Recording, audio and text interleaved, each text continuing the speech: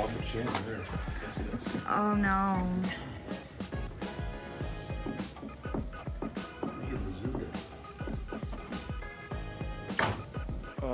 We don't have one. It's Casey Phillips. So, yeah, today.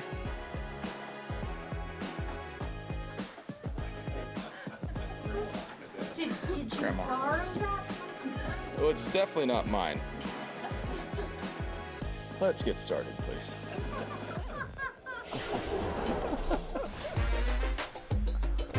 Fantasy Football Happy Hour with Matthew Berry, served by Applebee's. Welcome to the Fantasy Football Happy Hour. That's right, all you Mizzou grandmas out there, you drink for free. That was Baker Mayfield at the top of the show. Tough bet to lose. Yeah, and you could tell he really got school pride because he do not want to be wearing that hoodie right now. He like, man, let's get this started. This is a man that planted an Oklahoma flag, and it feels like it took off even larger from there. Yeah, I've enjoyed the Baker renaissance. To use our favorite word, because it Same. looked like he was going to be out of our lives. He was gone. Like, he The was getting cut Rams, from the Panthers. the Rams portion of his life was like, this might be it. Yeah, And he's then, back. yeah, resurgence. Back in business. Or renaissance, Yes, as you would he's say. a renaissance man. We love to see it for Baker Mayfield, and it is love-hate day. Listen, we got a Packers-Lions preview, which will have our best bets for Thursday Night Football. That'll be later in the show, but just because Matthew is out doesn't mean we're not going to do love-hate because it is Thursday, as we always do. Let's jump right into the running backs, and we start with Alvin Kamara that makes the love list. We got to hear from Kamara on setting the Saints franchise record during the last 4 games. I'm not one to really celebrate too many of my successes. You know, I just keep moving, and keep my head down. But this one is special. It is special. It make me feel old. 1, 2. It just make me realize, you know, how much ball I played, and you know how many people had a hand in helping me get here. You know. So just definitely appreciative to, you know, my teammates, you know, to the city. It's special to be able to be able to do it in New Orleans, you know, do it in one city. It's amazing. So I'm going to cherish that one. So that was a shirtless Alvin Kamara at his presser from Week 10.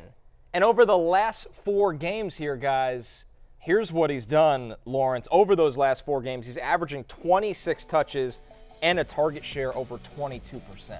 Yeah, look, and you think about the fact that Taysom Hill is out for the rest of the season too, right? Even more is going to fall on his shoulder now.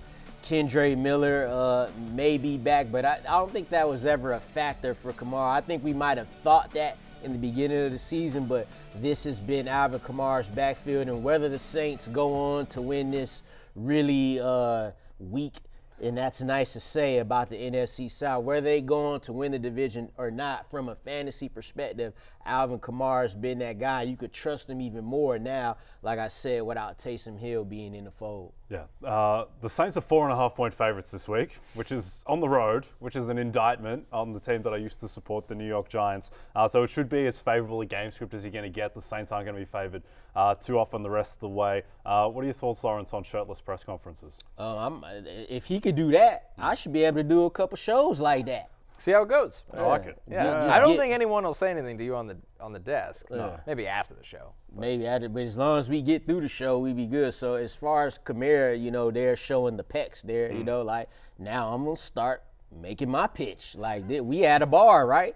Folks take their shirt off at a bar sometime. What kind of bars you been going to I've lately? been at bars with people taking, whether it been, you know, This is part of the fights, natural press progression of the conferences, night. you know. Yeah, Incredible. you know. Well, Kamara, he tops the love list as RB2 for Matthew this week. I mean, the Giants allowing 5 yards per carry to running backs. It's just been brutal from them. And like Jay said, it's incredible that the Saints are a 4.5-point favorite at this point in the season. But against the Giants, it makes a lot of sense. Josh Jacobs is next on our list. Obviously, you will see him tonight, Thursday Night Football. Again, a huge matchup against the Lions. Since Week 8, Green Bay has the second highest rush rate in the entire league. On top of that, Jay, the Lions are going to be missing some key defenders up front in this game tonight, and that could help Jacobs in the run game too. Definitely. By some measures, the Lions have had the best defense in football this year. They're number 1 in terms of EPA. I just think that at some point they have to reach the point of no return. They're missing like half of their defense. And even the guys that are out this, like we forget, like Aiden Hutchinson was the favorite for Defensive Player of the Year. Yeah. He's just not around anymore. So this rush defense has been awesome, but at some point it has to break. And if it's going to break against anyone, Lawrence, it might as well be the Packers, who all the focus has been on Saquon Barkley and the Eagles and how they run the ball, but the Packers running the ball at a massive rate as well and doing it successfully. Yeah, Jacobs is the focal point of their offense. He scored 20 or more fantasy points in 4 of his last 5 games, and he's averaging 22 touches in that stretch. So this offense goes through Josh Jacobs, who they picked up in free agency. Raiders didn't want him. Can't believe that, but whatever. Coming into the season, we thought this offense would fall on the arm of Jordan Love, where Jordan Love now, he's kind of like, we know he's a good quarterback. We don't know which receivers the wide receiver one, but we know which guy's going to be toting the rock for them 20 times per game. So definitely got to love Josh Jacobs this week. Yeah, and those Lions defensive linemen that are expected to be out, Levi Onwuzurike, Josh Paschal, and DJ Reader. But as Jay hinted, it's amazing what they've done, and that's one of many reasons. Aaron Glenn's going to be a head coach next year, their Lions defensive coordinator. We'll see if he has another trick up his sleeve tonight with all their injuries. And by the way, Jacobs comes in as a top 10 play this week, RB8. Tony Pollard makes the top 10 as well. He's RB10. The Jaguars, who he's playing this week, they've allowed 100-plus scrimmage yards to a running back in 5 straight games, Lawrence. They've been uncompetitive against running backs this season. Tony Pollard, we know he's going to get the workload in this game. Yeah, and in this type of game, you see the over-under in this game is 39.5. That's the only game of Week 14 that's under 40. You always like running backs in these type of games. And even with Tajay Spears coming back last week, Tony Pollard still handled 92% of the running back touches. That was a concern with us because before Tajay Spears got hurt, he had kind of cut into Pollard's work a little bit, but that didn't happen last week. So we love Tony Pollard against this weak Jaguars defense. Yeah, some cracking games of football this week between Saints, Giants, Jags, Titans. Titans, by the way, 3.5-point favorites in that one, which shows you where the Jags are at now. But yeah, it's just an ideal matchup, and the fact that Pollard was able to get so much work, even with Tajay Spears back, bodes very well for him. Yeah, 92% of the running back touches. All right, how about some others receiving votes here at the running back position on the love list? Rico Dowdle, Isaac Guerendo, Isiah Pacheco. Let's work back to Dowdle here, who's a top 20 play, Jay. The Bengals front has just been destroyed by running backs all season, and a couple of weeks ago it felt like this is Dowdle's backfield and no one else is really involved that often. Yeah, the Bengals, the defense is just past the point of any return. Against the Steelers, that was the week where, coming off the bye, season on the line, if they'd won that, the playoffs would still be realistic. That was the week where they needed to show up, and they didn't at all. And so Rico Dowdle, who has shown signs of life since being kind of the definitive kind of flex guy who gives you 9 points. Now he's shown upside beyond that. But with this Cincinnati defense, do you think this is purely personnel? Is it scheme? Is it just a combination of everything going wrong? It definitely is the last part. I mean, Lou Anarumo has been an accomplished DC in the league for a while, but sometimes things get stale. I think, though, they just ran out of bodies at some point. They've had a lot of turnover over the years, and they still have some talent, but you look at the change at safety, that's been a huge problem over the years. Up front and the interior defensive line specifically, that hasn't worked out for them either. So, yeah, it's a personnel thing to me. I think when Anarumo has the track record that he has, it's hard to sit there and go, well, all of a sudden he's the problem. They've struggled all year with personnel. Even when they score 30 points a game, they can't win. So. A quick thing about Rico Dowdle, too, about to go up against this Bengals defense. All of that aside, Rico Dowdle was running back 31 the first 11 weeks of the season. Since that point when Mike McCarthy said he's going to be the guy, he's been running back 7 the past few weeks. So even regardless of matchup, he's getting too much volume to even be like he's a flex play from here on out. Yep. And I think one of the beauties of it is, guys, is even if this game somehow turns into a scoring script, which the Bengals are prone to doing, and Dallas starts throwing, he'll still be out there catching the ball. So you kind of can't lose in this situation if you're playing Dowdle, and that's why he comes in as RB18. How about Isaac Guerendo, Jay? You blew the fab budget for Guerendo, and I think a lot of people are watching this show saying I did the same thing because there's not going to be a lot of opportunities like this at this point of the season where lead back of the 49ers, now that both McCaffrey and Jordan Mason are out, and Guerendo, while not always the most efficient in college, he's an explosive back that can hit the big play, and that's a great match in Kyle Shanahan's run game. Yeah, we've seen flashes with Guerendo, that huge run that he had against the Seahawks in that primetime game. I also picked up Patrick Taylor, Connor, out of fourth San Francisco running back to my roster this year. But with Guerendo, I mean, what do you think his workload ceiling is like? Do you think they're going to give him the same workload that Jordan Mason got? I wonder, because the one time we saw Patrick Taylor this year, we were like, wow, he was out on the field more than we expected in that scenario. But I think it'll be enough that you're starting him confidently and not even thinking anything twice about it. It's not one of those like where this is going to be split. And the thing that I love about Guerendo is he can hit the big play. I mean, he's averaging almost 6 yards per carry this season, but a lot of that is from explosive runs here and there. And he's got speed, Lawrence. Yeah, he's a fast guy. I would liken him to Raheem Mostert when he was there for the 49ers there. And look, we've seen the dude have double-digit carries twice already this season. In both games, he's had at least 85 yards rushing. You know why he has that? Because, like you said, kind of the explosive plays. So he has that kind of Raheem Mostert to his game, and that's been successful with the 49ers. So I expect them to hover around no worse than 13 to 14 carries. Like Patrick Taylor might get a little something, but I think Isaac Guerendo, they're like 49ers like, all right, next guy, let's go. Like, we could have success here. Yeah, and something that I like in this matchup against the Bears, who still have a solid defense, is they've been dreadfully slow starters the last couple weeks, the Bears, where it's probably a run script for the 49ers. And, yeah, that's going to get you Caleb Williams junk points on the other side, or honestly, they all count the same.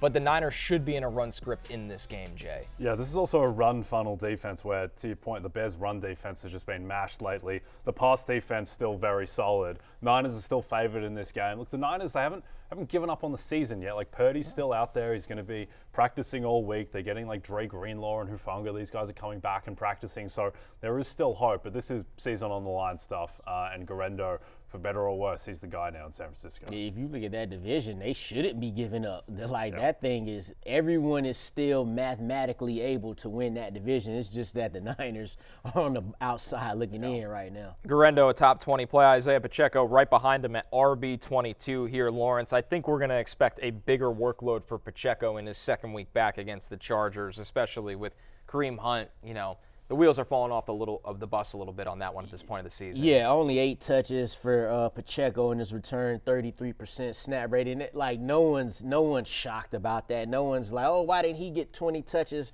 You know, it's coming. It might not even come this game, but I wouldn't be surprised to see him get his 15 carries now. I don't think Kareem Hunt will ever fully go away, and he shouldn't. He should still get some touches, but we'll see Isiah Pacheco move more back into his running back one role for that team. Yep. This is a more favorable matchup than it might seem on face value as well. On the season, the Chargers have been a fine rush defense, but whenever they've gone up against a good running back, like they got completely gashed by Bijan Robinson. Derrick Henry did whatever he wanted on the ground, and now Pacheco's not quite in that territory, but they should be able to run somewhat efficiently in this game. That's 2 games for the Chargers in a row, because they went back-to-back, Henry, then Bijan, so yeah. We'll move over to the hate list, which is headlined by Chuba Hubbard, who comes in at just RB24, 57% of the team running back touches last week. It was 89% in Jonathan Brooks' first game back. We got to hear from Chuba and his praise for Brooks and his play week 13. I mean, just seeing JB back out there and getting out there and doing well, I was really happy for him. He's running great. Obviously, the more experience he gets, the better he'll do. So, you know, I was happy for him.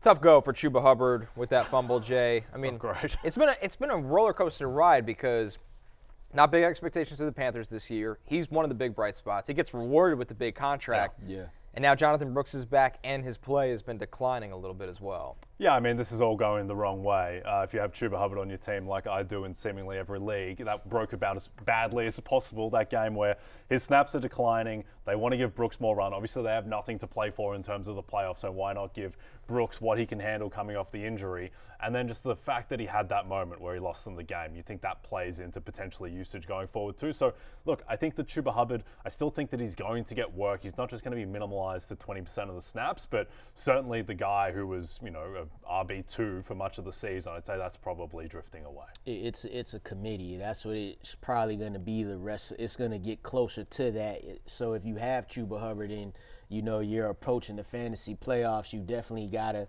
you know, raise your antennas about that, because Jonathan Brooks, like, even without Chuba Hubbard fumbling the ball, like 9 touches, 41 yards, like you should be like, oh no, he's coming now. Then Chuba Hubbard, 43 rushing yards. That's his lowest total since week 1. he's had a great season, but that's his lowest total since week 1. So, good luck to Jay and all the rest of the Chuba Hubbard fantasy managers out there. Salute. Yes, the Chuba Brigade. The other problem is they're 12.5-point dogs against Philadelphia, who might have the best. I think they probably do have the best defense in football the way they're playing now. And so if you're needing to bet on who is going to be the guy who is getting receiving work when they're in catch-up mode, I think that's going to be Jonathan Brooks. I agree. Rachaad White next up on the hate list. He's RB26. Yes, they have the Raiders, but since Tampa's bye, they've had 2 games since then, Lawrence. He only has 33% of the running back touches in those 2 games. It's been the Bucky Irving show. We've always said with Rachaad White, the value in him was the volume. The volume's gone. The value in him was catching all them screen passes, catching passes at the line of scrimmage. You see on the screen here, since week 11, Bucky Irving has now overtaken Rachaad White in snap percentage, and that wasn't the case for the first half of the season. It was just Bucky Irving getting big chunks, being efficient, and them kind of being like, we don't care who's in on third down. We don't care who's in at the goal line. We kind of see these guys the same, but now it's kind of tipped in Bucky Irving's favor, which we've all expected on this show. We've talked about it all year. During that stretch since week 11, Rachaad White's only seen 2 targets. 2 targets, not even receptions. Targets. This is a guy that caught 70-plus passes last year, and he can't get 2 targets in 4 weeks. So definitely got to put him on the hate list. Yep. The other issue, too, is that if Bucky Irving is getting the lion's share of the carries, like they're inching towards 7-point favorites in this game against the Raiders, then after that, it's a tough game against the Chargers. But their last 3 games, they'll be favored. They'll be favored against the Cowboys, then home Panthers, home Saints. So I think this is going to be the Bucky Irving show clearly the rest of the way. Our last running back here, Gus Edwards, just sneaks into the top 30 at RB29, Jay. The problem for the Gus Bus is the Chiefs are allowing a season league-low 57 rush yards per game, 3.3 yards per carry to running backs this season. And Gus Edwards isn't really one of those guys that he could break a big one for you and kind of break that mold. No, I mean, Gus Edwards is the epitome of a touchdown-dependent running back where he's not going to be super efficient. The Chiefs have an excellent run defense. They have a really poor pass defense lately. We'll see what the status of Ladd McConkey is because that'll alter the game plan clearly. But no, the idea that your typical running back situation where a lead guy like J.K. Dobbins goes down, you expect someone to come in and replace his work. Gus Edwards just doesn't really just give you that upside because of the type of player that he is. Yeah, just so many factors working against Gus Edwards here. You got the Chiefs defense that you talked about. Then there's the fact that he only got 55% of the running back carries last week. He lost 4 of those to Kamani Vidal. Then you had Justin Herbert, who again, we've been talking about this too. He's up to now. Justin Herbert didn't have a lot of rushing yards last game, but he still carried the ball 5 times. So all of that's taken away from what in theory you would think is the lead back. Like he still carried the ball the most, but it's a committee there, and if Hassan Haskins didn't lose that fumble, he might have even been more of a factor. So you have to take that into consideration as well. Let's move over to the pass catchers for love-hate, and the love list starts with Malik Nabers of the New York Giants, and we got to hear from Nabers, who makes it known he wants the ball.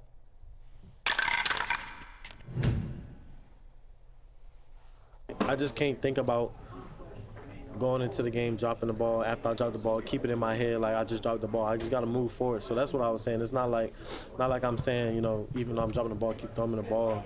No selfish what I'm saying. It's not something that I'm thinking about in my head after I drop the ball. It's next play mentality. So, I could drop 5 footballs and then after they come at me for the game winner and then I catch the game winner and then everybody's happy and then stuff like that. But like I said, is keep trusting me. Some plays are not going to be made. I'm aware of that, but some plays are going to be made.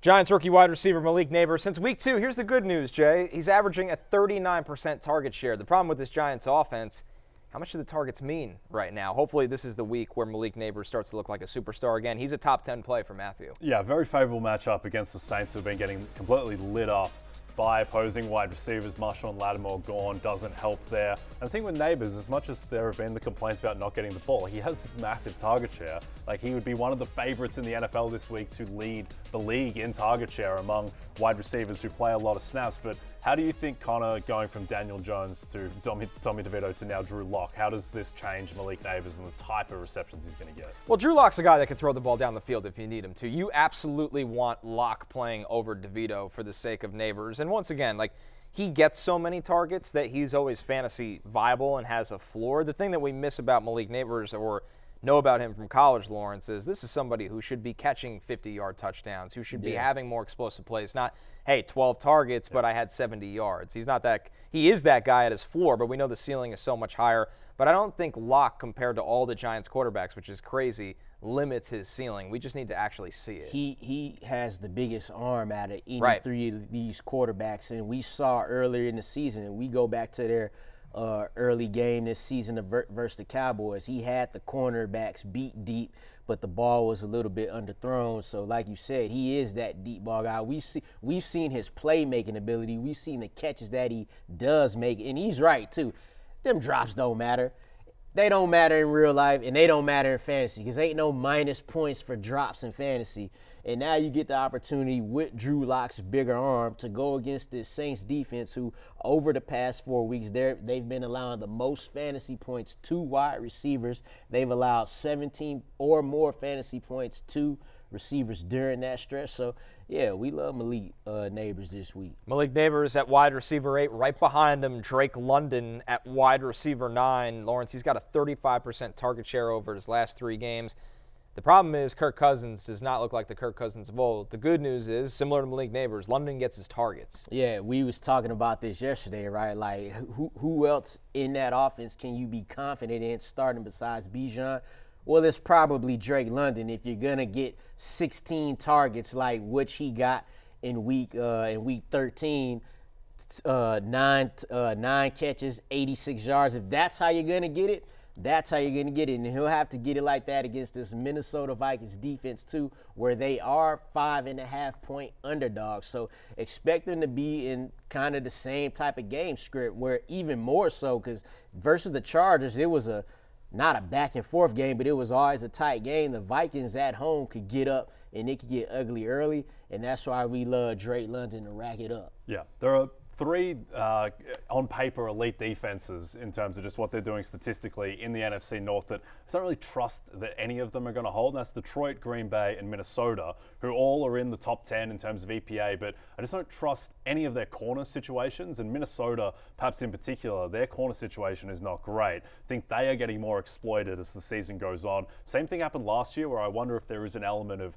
the league kind of catching up to Brian Flores as the year goes on, because it is so exotic and so much of it might be a little smoke and mirrorsy, even if it is a good defense overall. The good thing about London is that he's getting so many of his targets in the slot, which just makes him so much more resilient and stable in terms of his production. But I mean, the question here, Connor, is just like, what is Kirk Cousins? Like, what is the expectation this week? Because everyone has poured dirt on him. And I just think back to how bad he looked in week 1 against the Steelers, where TJ Watt just had him on a platter and he didn't look like an NFL quarterback. And then after that, he goes on this great stretch where he's, comeback player of the year favorite, and they're 6-3. And I wonder if, I know he wasn't great in the previous games against the Broncos and the Saints, but I wonder if there is an element where he just kind of lost his head a little bit against the Chargers, and whether he will bounce back. Big game going back to the team, obviously, that he played for. I think what concerns me is physically he just doesn't pass the eye test. You see some of these balls float, hang. He's not driving the ball. London's a guy that can play inside and outside, so he's going to get his. But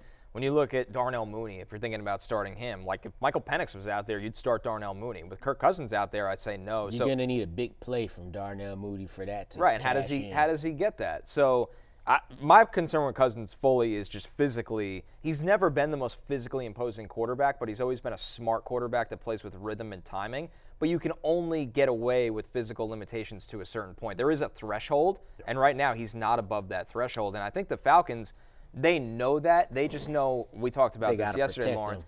They got to protect him, but once you go to Penix, who I think is going to be a really good player in this league, there's no going back to the $100 million man in Cousins. Yeah, you can't do that. And Jay, I don't even know if he went on a good stretch. I think he One had of like the a, Bucks. The Bucks merchant? I'm about to say he Love played the Cowboys. He played the Bucks twice in like 4 weeks, and then he had like another okay game. And other than that, man, it's been for them to.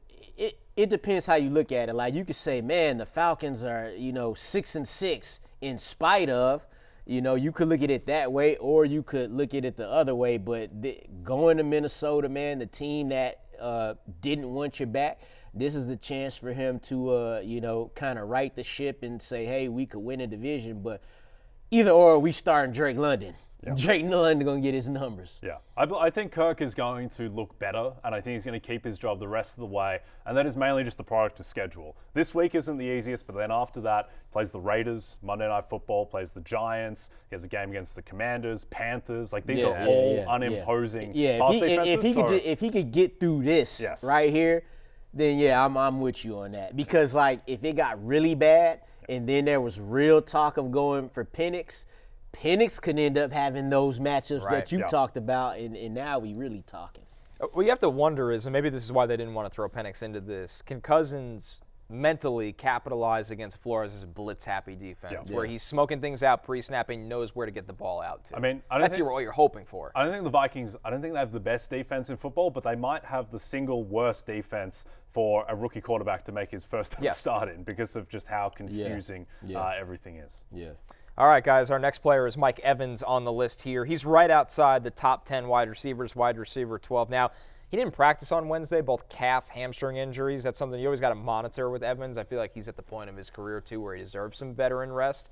But over the past 4 weeks, the Raiders are allowing the 5th most fantasy points per game to wide receivers. And we know without Chris Godwin, Jay, that Baker's just going to pepper Evans at all 3 levels of the field. Yeah, favorable matchup against the Raiders, who haven't had a good pass defense all season, despite what their defense showed last year. We look at the most fantasy points allowed to wide receivers since Week 10. Only 4 teams have given up more points to wide receivers than the Raiders. So favorable matchup, just the amount of targets that Evans continues to get with Chris Godwin out.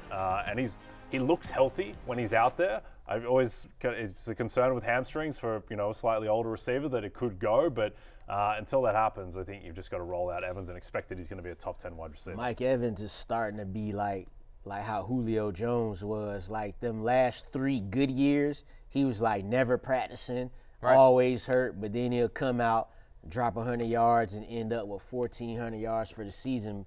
Now you got Mike Evans here going up against this Raiders team who's allowed at least 1 touchdown to a receiver in each of their past 5 games. I feel pretty good about Mike Evans going in there and scoring a touchdown, especially when he's had a 28% target share since he's returned. George Kittle, our main tight end on the list, he comes in as tight end 3. No surprise there. But what is a little surprising to me, Lawrence, without Christian McCaffrey this season, Kittle is averaging 18 points per game. That's across 7 games. That's a full sample size. So when they don't have McCaffrey, who makes such an impact on the pass game, more work goes to Kittle. Yeah, and that's how you want it to be. One playmaker goes out, your other one steps up. Another interesting thing here, too, going here up against the Bears, just to note that Sam Laporta, T.J. Hockenson, and Evan Ingram all scored 15 or more fantasy points against Chicago this season. I think we'd put George Kittle up there, if not above all of those guys there. And then to your point about missing Christian McCaffrey, they'll lean on him even more.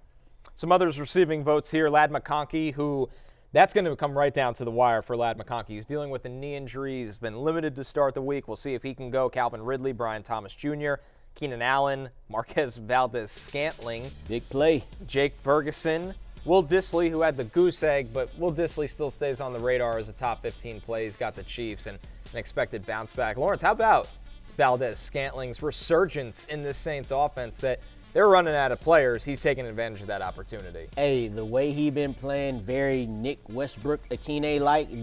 They like the 2 of the same players right now. And if it was ever a team to display that type of play that he's doing, it's against the Giants, who allow the highest completion rate on passes of 20-plus air yards. So Valdes-Scantling will have, a chance to beat deep Jay Croucher's boy, Deontay Banks, over there on the corner. Wow, my boy Deontay Banks. My boy this week at Lawrence, actually Jake Ferguson, who people might have forgotten about.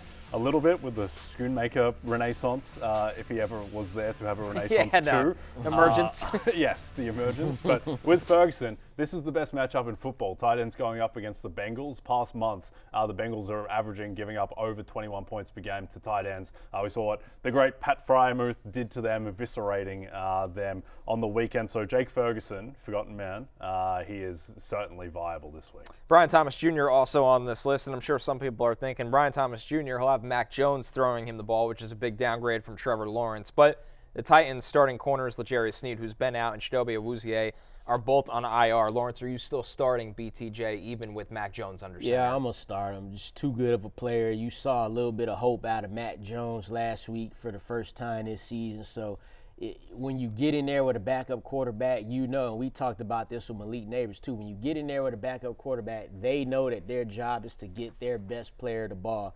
That's Brian Thomas Jr. The thing about BTJ as well is that even though he had a solid game on the weekend, he could have had 200 yards with how he was underthrown, overthrown, some misses. It's been his life. Yeah. As good as Jaden Daniels is, when you watch the LSU tape, you said that almost every other week as well. Brian Thomas Jr. could have 300 yards this game. So that raises the ceiling for him. The last one I want to talk about here, Jay, is Keenan Allen. He's wide receiver 30, so he's really back-end wide receiver 3, flex play kind of guy. But 27% target share in 3 games since they've had a change at offensive coordinator, since they moved on from Shane Waldron. Yeah, and so that gives rise to the idea that there is variance and this might be a real thing. He also, he had the sick move on Thanksgiving for the touchdown. He looks a little bit healthier. Caleb Williams looks more comfortable in this offense, and it's a favorable matchup against the Niners defense that just has no ability right now to stop teams. Let's go over to the hate list, which is headlined by DK Metcalf. Sauce Gardner, who hasn't had a typical Sauce season, had the clamps on DK Metcalf. He wasn't able to get much going against the Jets last week, and it's kind of been that for DK for a while now. 4 or fewer receptions in 5 of his past 6 games here, Lawrence, for Seattle's #1 wide receiver. That he hasn't been unplayable, but he hasn't been DK Metcalf. Yeah, but this is a lot of this has to do with the emergence of Jackson Smith and Jigba. He's made this a 1A, 1B. Yeah, look at these targets. Besides the 11 against the Niners, this is down. And that's not what you typically see. That's not what you typically see out of DK Metcalf, especially last season when JSN was just trying to find his way. Now he's arrived, but you take that out the window, you're going up against the Cardinals here, who give up the 3rd fewest yards per game on deep passes. What do we know DK Metcalf to do? Get the ball deep. Now, Geno Smith is amongst the league leaders in passing attempts, so there's always room for DK Metcalf and Jackson Smith and Jigba to have a big game, but he just hasn't been consistent enough as that wide receiver 2 in fantasy. Yep. Yeah. And the thing is that we saw this matchup 2 weeks ago, and he only got 5 targets, wasn't really able to do anything. I wonder with DK whether he keeps getting banged up in games and whether he's just not entirely right physically, and difficult matchup in terms of his skill set. So DK Metcalf, he's still starting DK Metcalf for the most part. You probably don't have a better option to have the luxury of benching him, but it's probably not the best possible week for him. Adam Thielen also makes the hate list. Since the Week 5 bye for the Eagles, they're allowing the fewest fantasy points per game to wide receivers, Jay. We know all about Quinyon Mitchell. He's one of the favorites to win Defensive Rookie of the Year. Cooper DeJean has really helped him in the slot as well. It's a tough matchup for Thielen. Yeah, it is difficult. And even though Bryce Young has been playing much better, much more competent, creating on the move, and he has that rapport with Thielen that is already a year old, just there is no weak spot in this Eagles defense. Their worst corner right now is Darius Slay, basically, of their top 3 starters. So nowhere really to hide at the moment. So Thielen, who had the good week, expect that he may regress. Though they are 12.5-point dogs, so they should be throwing. Just seeing the Eagles defense go up against Baltimore and then the Rams back-to-back, it's like, we get to play the Panthers now. Yeah. That's like lunch food for us right now compared to what we just saw. So it'll be hard to it'll be hard to feel good about Thielen and feel good about him in your lineups this week. I think this is the week Quinyon Mitchell finally gets a pick, because as someone who's bet on him to win Defensive Rookie of the Year, has been watching him every week. He's had about 12 near picks. Maybe this week Bryce Young finally gives him one. All right, our last player here, Dalton Kincaid, who's working his way back from injury, does not make the top 10 tight ends. He's tight end 12 against the Rams. He's finished as a top 12 tight end only 3 times this season, Lawrence. For a guy who's drafted as high as he was, he hasn't been the focal point of this Bills offense like many hoped. Yeah, that's because it's Khalil Shakir. That's Josh Allen's most trusted target this season. Since week 3, only 3 tight ends have had more than 45 receiving yards from the Rams, too. So even if, Kincaid is able to get back, the Bills' offense isn't just like, hey, Amari Cooper, hey, this one guy. It's who's going to make something happen right then and there. The Bills' offense is kind of what you want to see from a regular football standpoint. Right. The offense moves and it gets down the field. But from a fantasy perspective, you can't really trust anybody outside of the quarterback, James Cook, and then some weeks Khalil Shakir. Yep. It's funny because coming into the season, it felt like, well, there's no one on this offense, so Kincaid must emerge. And now it's the opposite problem where it's like there's a ton of guys on this offense, and none of them are overwhelming. But just the fact that Cook is going to get his volume, Amari Cooper is going to get more integrated as the season goes on. Shakir is the guy that Allen has the best rapport with, and so Kincaid just kind of slides in and gets his 4 for 39, and really is a touchdown dependent tight end. If Keon Coleman come back this week, that will affect it as well, too, because since he's been gone, it hasn't been like Amari Cooper just been tearing it up, so, yeah. And the problem is, too, in offense where the quarterback has so much red zone touchdown equity with his legs, that kills the tight end typically because you want your tight ends to get red zone looks with their size, and that should have been a selling point with Kincaid.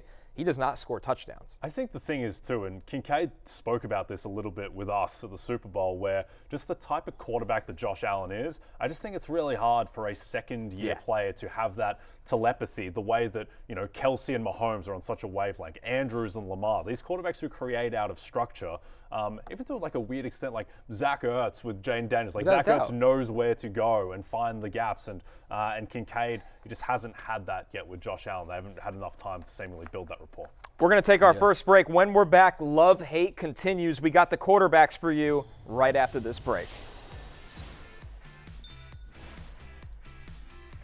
Anthony Richardson get the ball to the receivers for your little fantasy team? Well, it don't matter because you benched him. Did he have a game-winning drive? I think so. How about that completion percentage? How that look? Tell me how that look. Did the Colts have the run game going today? I don't know. I don't think so. Tag me now. Talk to me now. Do the Colts got a better chance to win with Joe Flacco or that man right there? Oh, it's only one game. Well, if he hadn't played well this game, you'd be at Manette now, wouldn't you? 20 of 30, 272, a touchdown pass, a couple of running touchdowns, and a W. Now, you can only wonder, what if you'd have just let the dude play the past 2 games instead of dropping back, getting sacked, throwing pick sixes, because he ain't do none of that. Game ball today, Anthony Richardson. Comment of the day. This comes from C. Nukes. Lawrence, I owe you a bottle of whatever you like. Not sure if you caught my apology for flaming you during Sunday's Colts game. Regardless, you got me into the playoffs with your Anthony Richardson streaming call. If you can reply with what you prefer, I'll send it to NBC. Respect. I do respect that, man. That's what's up, man. I appreciate that. Johnny Blue? I'm thinking of some upper tier. You know what? You know what?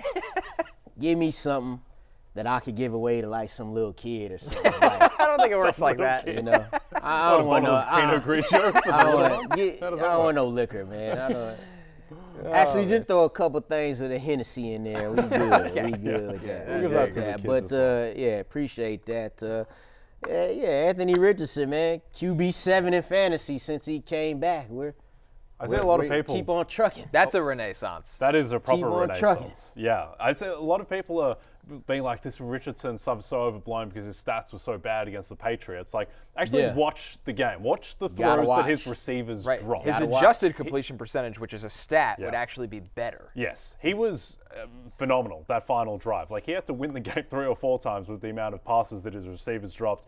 Totally cool on the 4th and 3 for the touchdown. Gets it into the end zone. Great story, Anthony Richardson. This is now 3 weeks in a row where he has played really well. It's just it hasn't showed up in the numbers outside of the Jets game because his receivers keep on screwing. It's much like Bryce Young. We talked about Bryce Young yesterday. He's playing better real football than it is. But in this case, Anthony Richardson, he's running in touchdowns, so that does affect fantasy as well. But shout out to Anthony Richardson for getting the guy to send me a couple of bottles there. This isn't necessarily a fantasy combo because in fantasy we care about what you do now. Yeah. But I think part of what we do is also we look ahead. Yeah. We are at the worst era of writing off players 15 months into their career. Yeah. Like it's officially out of control. And I understand Bryce Young looked as bad as you could look last year, but it has reached a point of where if you're not a star in the first 2 years of your career or above average, I mean, people are beyond disappointed with Marvin Harrison this year. And I understand because of the hype.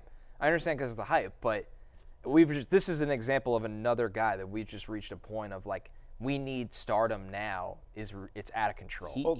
Think about like what happened to like maybe this Geno Smith was there all along and just didn't get a chance. Geno Smith literally is a perfectly didn't play. solid quarterback. He was just written off immediately. Same thing with Sam Darnold. Well, we're I'm gonna sure Sam talk about. Darnold always had this in him. He just was kind of consumed by a bad context. So you always have to evaluate with context. Anthony Richardson's getting pressured on like 47% of his dropbacks. Right. His O-line is a mess. And He's they got can't no sack help him. from his receivers. They still can't sack him because he's too big. Yeah. Right. So, all right, well, let's go into love-hate with the quarterbacks, and we're going to get to Sam Darnold in just a second. But before we do, we start with Joe Burrow, who leads the NFL in red zone pass attempts, Lawrence. Burrow, if he was on just a middle-of-the-pack team or slightly above average, would probably be the favorite for MVP, but it counts just as well in fantasy what he's done. Yeah, regardless of who Joe Burrow going up against, and then this week it's Dallas, so you love that even more. Joe Burrow's he's QB2 this season, the whole season on a points per game basis, only behind Lamar Jackson. He's gotten there through volume and efficiency. He's got the two receivers to do it, and now you get to go against Dallas. He leads the NFL in red zone passing attempts, and you like to pass in the red zone when you got guys like T. Higgins and Jamar Chase. So it don't really matter. He could be playing the Pittsburgh Steelers again. He could be playing the Eagles. You still would feel the same about Joe Burrow because you know he's going to throw the ball, and he's going to throw the ball well. Yep. And the Cowboys, they rank 32nd in red zone defense on the season, so should be an area where he feasts. It's just the ultimate fantasy buffet in Cincinnati because the defense can't stop anyone. It's not like the Bengals are typically running the ball out in fourth quarters. So he has to keep throwing. T. Higgins, Jamar Chase, probably the best 1-2 in football, I think. So it is all set up for him to continue to produce these massive numbers. Maybe Burrow only growing stronger. The mic'd up sound to him at practice saying he bought the Batmobile and he might buy the suit. It's, here it is right here. I mean, That thing clean now. yeah, for a It's cool fresh. about $3 million. And he does say, by the way, there's only 10 of these made in the world.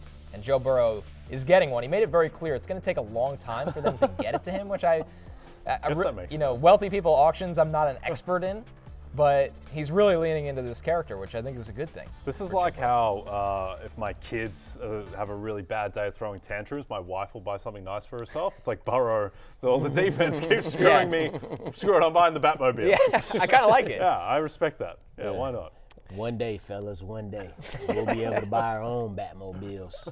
Our next quarterback on the love list is Sam Darnold. He's right behind Burrow. Burrow's QB3, Darnold is QB4. Jay, not only is the matchup pretty solid against Atlanta here, Darnold's been a really good home quarterback this season. You take out the London game, because obviously that's not a real home game. He's averaging almost 20 points per game at home. Yep, very favorable matchup against the Falcons team. That the defense was actually pretty good against the Chargers, They were, but until yeah. that point, they haven't been able to really generate pressure. The pass defense hasn't been great overall. Think back to 2 games ago when Bo Nix absolutely destroyed them. But Darnold, I mean, I generally, like statistically, fade the idea of someone gets the hot hand because for the most part it's variance. But Darnold goes through these stretches. Like he was unconscious in the fourth quarter against the Cardinals. He played like he's not an MVP candidate, but he played at an MVP level for that quarter. And when he gets hot, he is kind of untouchable in this offense. So favorable matchup, and he's just playing at a really high level, and he's got a lot of confidence. I love me some Sam Darnold where he could play at an MVP level for a quarter. Gotta love that. Gotta love those great quarters. But look, yeah, like you said, going up against this Falcons defense, allowing TD passes at the 3rd highest rate this season. I remember there was a point where we started to talk about Atlanta defense as like maybe like a top 5 unit. It ain't that. No. It ain't that. Sam Darnold about to do numbers. Him and Justin Jefferson going to run it up. he's good this week. And, Jay, while they looked better last week, Atlanta, they had no answer for Ladd McConkey until he left the game. Exactly. Now you get Justin Jefferson and the cast of characters with the Vikings. Tua Tagovailoa is our next quarterback on the love list here. He's QB8.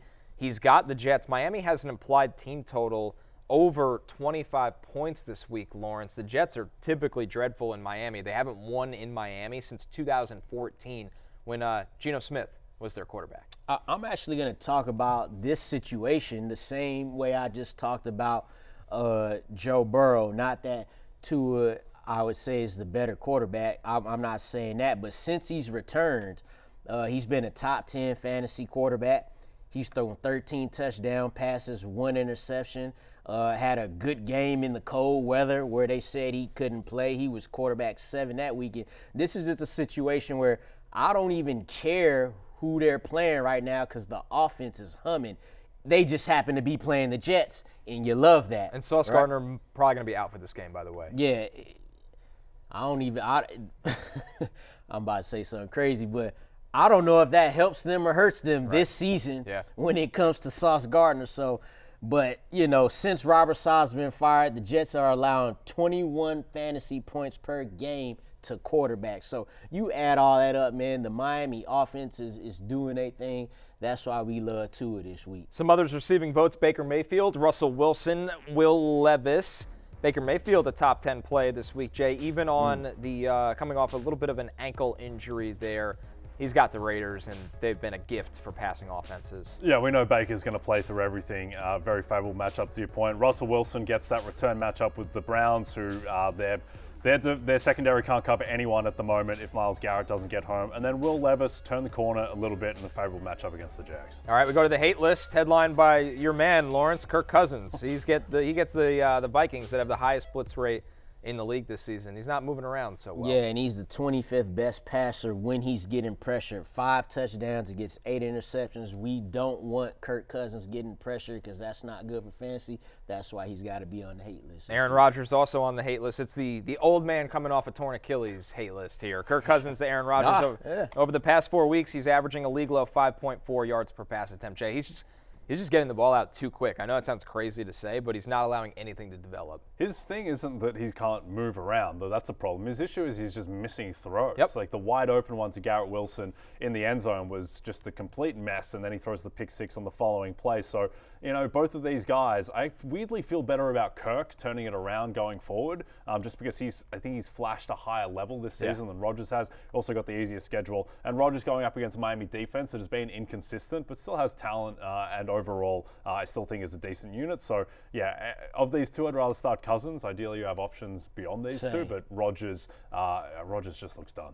Cousins sneaks into the top 20 for Matthew, QB 19. Rodgers outside of it at QB 21. Sunday night, a divisional rivalry comes to a head as Justin Herbert and the Chargers face Patrick Mahomes and the Chiefs at Arrowhead. Sunday, 7 Eastern on NBC and Peacock. We're taking our last break, but still to come, our favorite bets for Thursday Night Football. Last call is next. DraftKings Sportsbook is the #1 place to bet touchdowns, and new customers can bet $5 and get $150 in bonus bets if your bet wins. Download the app and use promo code Barry when you sign up. DraftKings Sportsbook, the crown is yours. It's time for last call. Let's take a look at the most bet player props for Thursday Night Football, and we got a good one. The Packers traveling to Detroit to take on the Lions.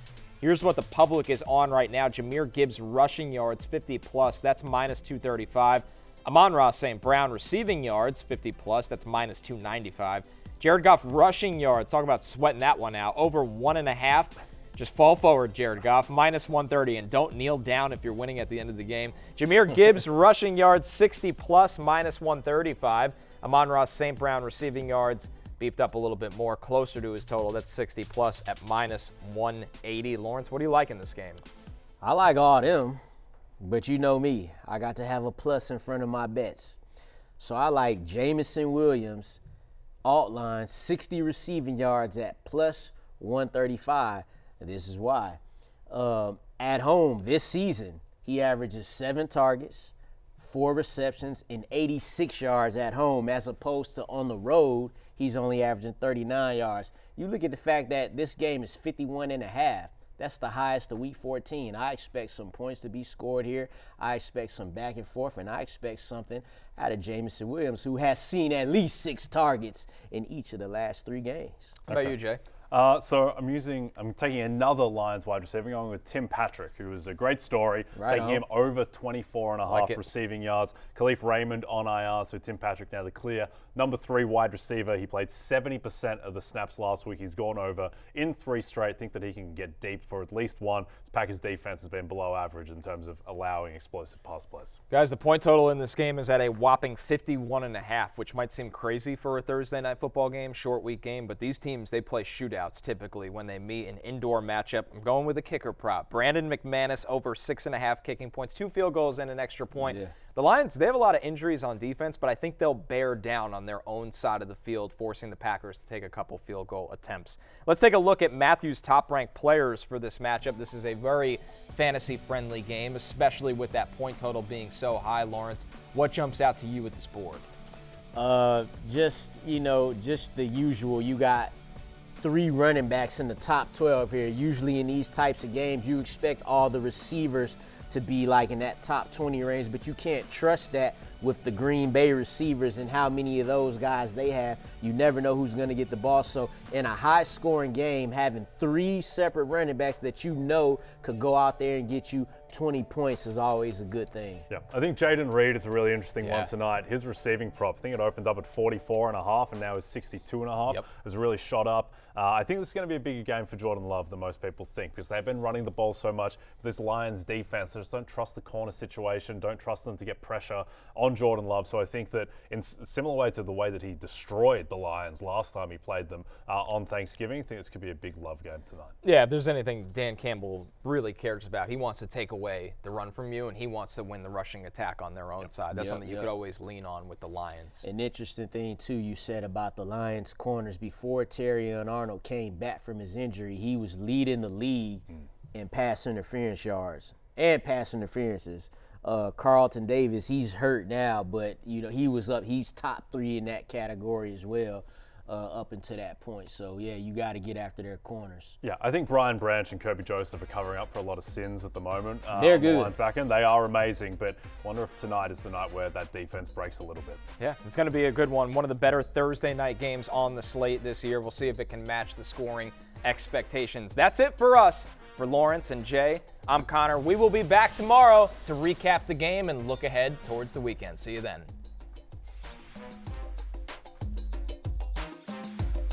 Hey, it's Matthew Berry from NBCSports.com and RotorWorld.com, and I want to thank you so much for watching whatever it is you just watched, or if nothing else, being too lazy to click out of the autoplay after this video started, after whatever it is you actually wanted to watch finished.